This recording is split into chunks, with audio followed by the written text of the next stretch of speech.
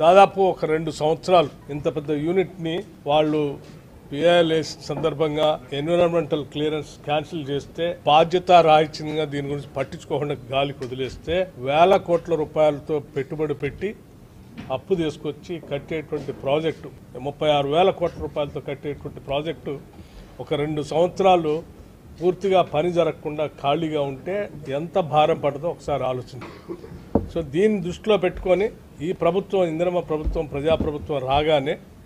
వెంటనే అసలు దీనికి సంబంధించినటువంటి రివ్యూ కార్యక్రమాలు చేయటమే కాకుండా ఎందుకు ఆగిపోయింది అన్నటువంటి విషయాలు కూడా తెలుసుకొని